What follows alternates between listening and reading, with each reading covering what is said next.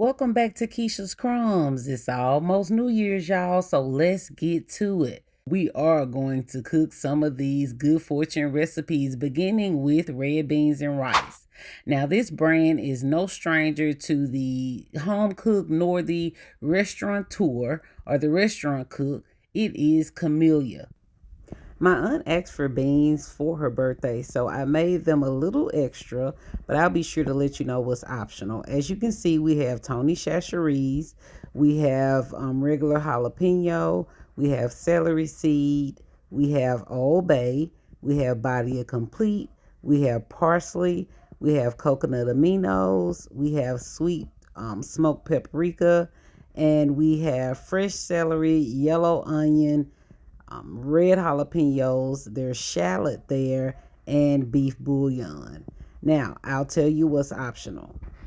The celery seed is optional as long as you have fresh celery.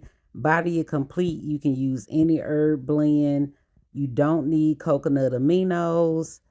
And the beef bouillon, actually, y'all, I prefer chicken bouillon or chicken stock. Beef bouillon is just a little too intense for me, and I normally don't use it even in my beef recipes.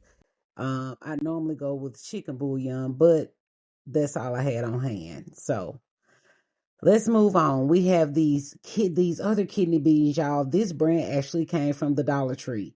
Yes, the Dollar Tree. You can find them there. And I decided, hey, let's just do a little experiment. So y'all are getting a 2-for-1 here. I cook these in the actual Instapot. So there on the right are the beans from Dollar Tree, and here on the left are my camellia beans, which I'm going to prepare on the stove. Here is my smoked meat. I don't know if you all recall when I did the short at Super One Foods, but this is the Royal brand. I feel like Royal has one of the best selections of cured meats, so that's what we're using. What we have here, y'all, can y'all guess? Have you ever seen it? Have you not? This is a smoked or cured pork tail. Okay, I have two of them and they are cured. Most times I use fresh pork, but I got this at Super One, and so I decided to go ahead and use them. And I know my aunt likes smoked meat in her beans and greens. So this is what we are using in the Instapot. And I'm just kind of showing you how it's structured. If you've never eaten pork tail or have never had it, it is has quite a bit of fat on it and skin on the outside. It comes to a tip at the end, and it just has like one rib structure in the middle with a soft bone. So these beans have been rinsed and soaked overnight. Again, this is the Dollar Tree brand that is going in the Instapot. Now, one thing with the Instapot is that, it's very, very handy. And here are my chopped aromatics. We have the celery, the shallot, the fresh garlic, and the white onion. I'm going to put part in the Instapot and the other part in the pot on the stove. But y'all, I'm telling you, for 2024, if you cook a great deal or you decided you're going to start to cook more, in which I hope everybody does, get you an Instapot because it does wonders, and it does take some getting used to. But the only thing is with incorporating your liquid, your broth or your water, and your seasoning. You want to be well versed with layering in your seasonings, because unlike a pot on a stove, you can't keep taking the top off and tasting it as it cooks and as the water evaporates and things condense. You kind of have to have an idea of how the water is going to evaporate and how much, just say for instance, how much salt is going to come from the cured part of this pork. You have to kind of take all of that into account when you're seasoning and when you're putting your liquid in. Also, the liquid doesn't evaporate in the Instapot as it does a pot on the stove. So you never want to put too much water. Normally, I just fill it to the very top of where my whatever my ingredients are. Like here would be the pigtail. I actually put a little too much water because I went above the pigtail, as you can see here. We're going to continue with seasoning the pot. And I will say it's better to put too little than too much, because you can always add more seasoning after your Instant Pot has completed the cook time. It's just that the flavor of that seasoning will not be as intense as if you had added it during the initial cook time. So I'm going in with the same ingredients that I showed you all: the Tonys, the onion powder, garlic powder, beef bouillon, etc. I think the only thing I added additionally to the Instapot was a splash of Worcestershire. Worcestershire is good in red beans as well. I would say for a pot full, no more than a tablespoon. So we're just going to continue to go in with our seasonings one by one. Another thing I like to tell you, I don't know if I would consider it a tip, but I personally prefer to use pinto beans when I am preparing quote unquote red beans and rice. And the reason is because red kidney beans have a thicker outer shell. The husk of the bean is just a little tough and thick. And so you know how you would normally just soak beans to make sure that you can cook them in an adequate time frame. You just like soak them in regular water. Well, with kidney beans, it's recommended that you actually do like a par cook. You pre-cook the beans. And I think that's a great idea, but that's also why I prefer to use pinto beans over kidney beans. Because if you do not par cook those beans, the outer shell of the bean or the husk of the bean still remains a little tough. It still has a bite to it, even after the bean has become really, really tender. And so that's just always been an issue for me personally. If you do something different or you know of a different technique that you use with your kidney beans, please share with us all down in the comments. I would love to hear it. But normally, honey, I use pinto beans. I only did these kidney beans at my aunt's request. Now, I will say she had been, the last time she was at my home visiting here in Texas, I made kidney beans, gumbo. I made all types of things for them, and she had been asking for more of those beans ever since. That's how I ended up cooking kidney beans specifically. But try your red beans and rice recipe, your seasonings, your techniques, whatever you normally do. Try it with pinto beans versus red beans and let me know what you think. Again, once the whistle blows and the food is done, you can add in additional seasoning, but it will not taste the same and it will not be, you will not have as intense of a flavor as you put it in before your Instapot started. So I'm confident this may have looked like a lot of seasoning, but remember, this is a pot of beans. And we put a lot of water in there because another thing is that water doesn't evaporate in the Instapot. So when I first started using it, I was used to having, boiling things on the stove where the water would evaporate and things would condense down. That doesn't happen in the Instapot. So the fact that I went about an inch to an inch and a half above my beans, I can be rest assured I'm going to be left with that much broth.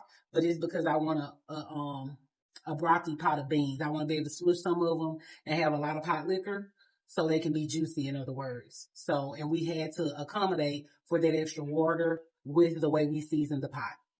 Okay, so we're going to stir and then lock her down. Get back to the front so you can really see it. There are all your tails. So remember, these red beans are not going to have smoked sausage or hamburger meat in it like most people. This is a country pot of beans. We're using smoked meat, smoked pork, and that's all we need. Your tail is about as flavorful as a ham hock, and as it has just the same amount of texture as far as it being gelatinous. And then that skin, of course, is like the rind. So there we are. Now that it's stirred up, you can see how dark that color is. I'm using my nose. I can smell it. And we have all of those different aromatics in there. So we're about to lock her down.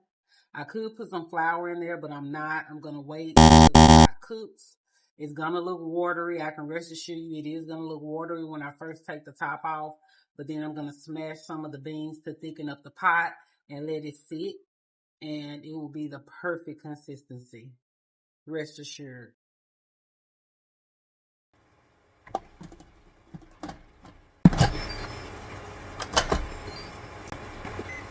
I'm gonna put it on 1 hour. It defaults to 30 minutes. Now the duration is blinking, so I can set that to an hour. I set it all to an hour and it's always perfect. Now let's move on to our beans that are on the stove top.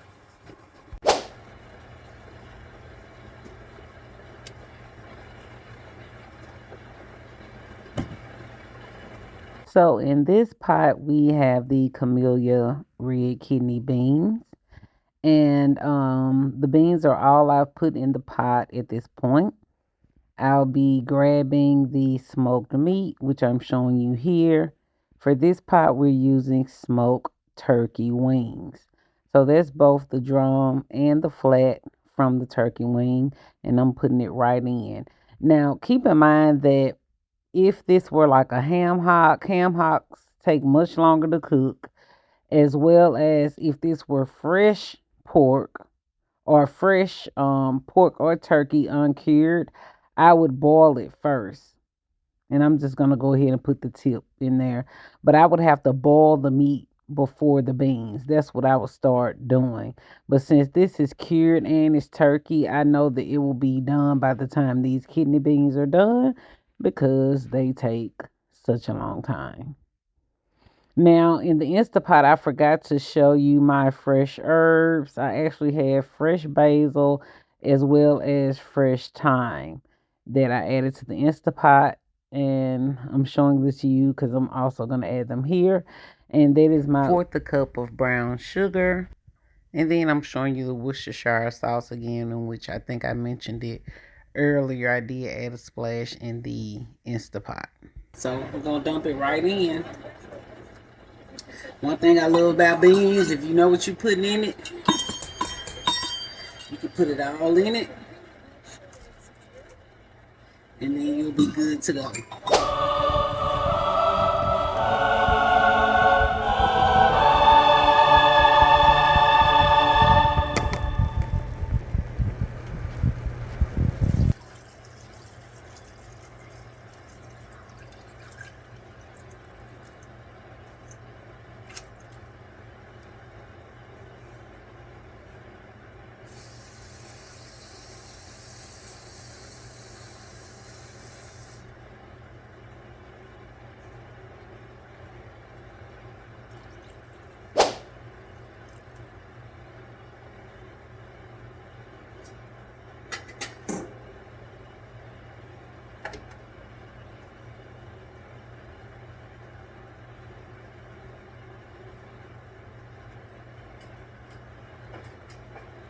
And now we'll start layering in our seasonings.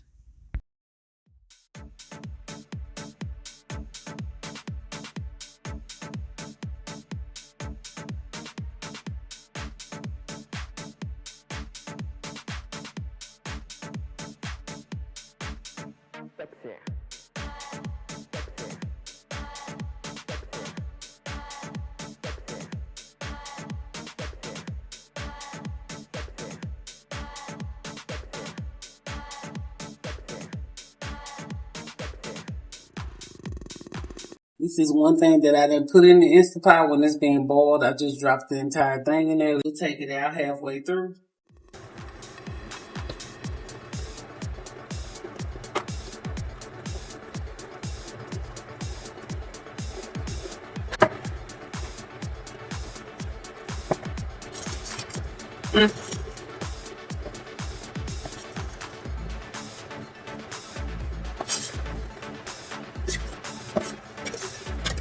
I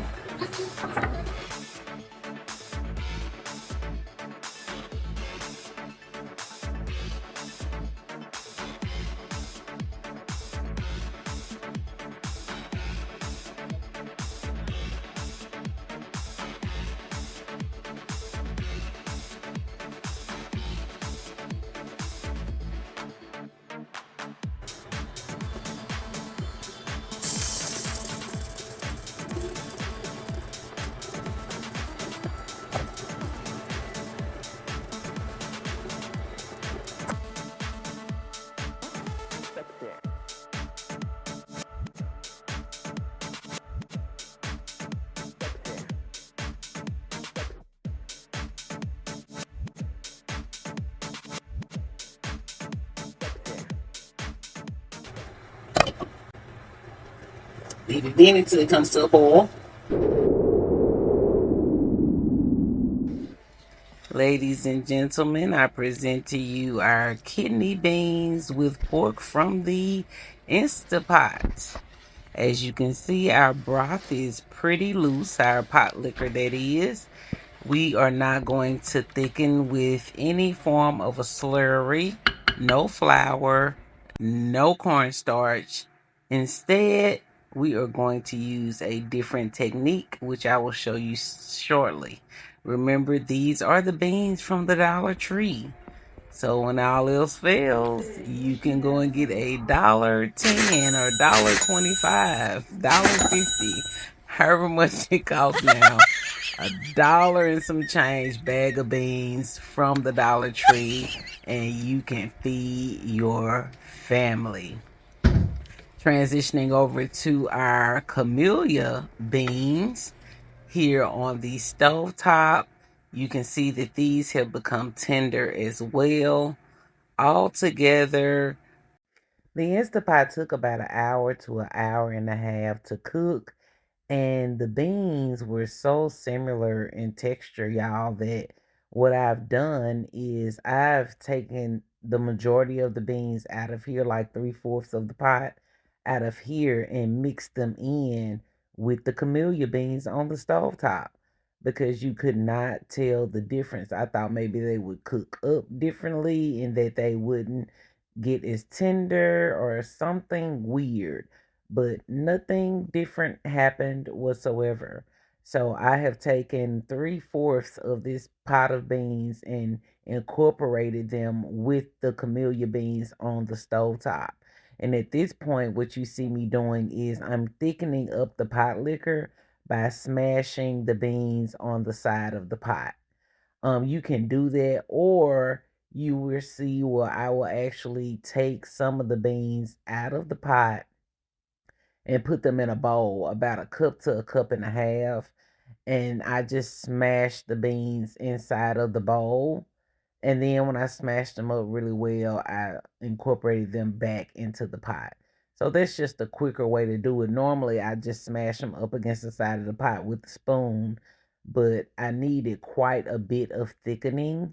So I ended up taking about a cup to a cup and a half out and smashing them and then putting them back in the pot. But y'all, these kidney beans, I'm telling you, they they are not fun to cook. I'll just put it like that. I don't mind cooking things that take a while, but it's more rewarding when you can see and experience the progress happening as you're cooking for so long. But it's just like these beans take forever. They literally take forever, and it's different from any other bean that I've cooked personally. So again, if you have a different trick, tip, or you love cooking red kidney beans, please let me know why down in the comments or what your trick is. Now, what I always do, because the hull of the bean is still a little tougher than the inside, and I'm kind of showing you that here. At this point, even though the bean is all the way done and tender, I'm still not satisfied with the texture because you can see how the hull of that bean is separate from the rest of it. It is still a bit tough. The interior of the bean is mushing up and mashing up quite nicely with the back of the spoon, but that hull of the bean is remaining intact. So I will go ahead and give you my another additional tip, y'all. Something that I do with all beans and actually with greens as well. I probably haven't told you about the greens, but I always add about 1/4 of a teaspoon to a half of a teaspoon of baking soda in my beans because it does two things. With beans and greens, baking soda helps tenderize the beans and greens, but then it also reduces gas, y'all. If beans normally give you a bit of trouble as far as digestion and normally make you gassy, try adding in 1/4 a teaspoon of baking soda and you will see what a difference it makes. Ooh, honey, this is much, much later. And as you can see, the pot has reduced down quite nicely. I've turned up the heat so you have a medium, medium high simmer now. The skin you see there on the top, that's the skin from the turkey parts. Big long lateral bone there has come out of the turkey wing. So the meat has cooked completely apart. And now I'm just focused on removing the bones and the stems from the thyme and things like that. And then I'm gonna check the texture on my beans once again. But I think the pot liquor is looking excellent. Now, you may think I'm crazy, but as you study red bean and rice recipes, and yes, I do recommend you study recipes. As you study them, you'll see that some people will say that the duration cooking time is 5 hours. I've seen some people say it can take as little as 2 hours to cook red beans and rice.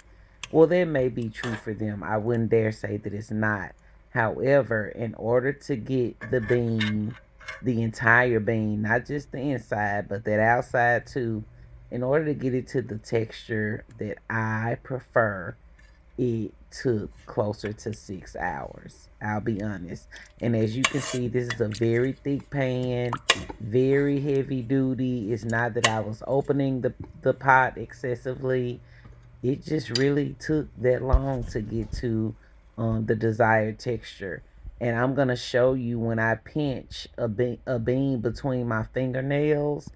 That's how you're able to see how much softer the inside is from the outside. So I owe it to you guys and to myself to study even more. And I definitely plan to come back and do another red beans and rice recipe that is full of all the tips and tricks I learned. Perhaps I can make it a goal to have 20 tips and tricks about red beans and rice because already I have seen that there's so many variations in what people report in their recipes in terms of what they're using, how they're cooking it, and definitely the preparation and the cook time. So we shall see. But hey, it's red beans and rice, y'all. You know I'm a Louisiana native, and this is one of our faves. So if you got a hankering for it, you got a taste for it, then you got to cook it, baby. And ooh wee, these did turn out delicious. Now what you see me doing is I have removed that cup to a cup and a half of beans I was telling you about. And I'm actually smushing the beans with the back of the spoon. I really wanted this pot of beans to come out as creamy as possible, and I did reach the desired result. But as you can see here, it took quite a bit of work. Thank you all so much for looking and observing and sharing. Please leave your comments down below. I reduced this video down to 26 minutes, and that's quite unbelievable considering the length of time it took to complete this pot of beans, but it was worth it. There you go, y'all. That's the magic right there. That's what you call a creamy pot of red beans and rice. Now, look how beautiful the pot is without any meat. But remember, we got all that meat to add back, y'all. We got to add this meat back to the pot. So that's what I'm doing here. Oh, yes. Oh, yes.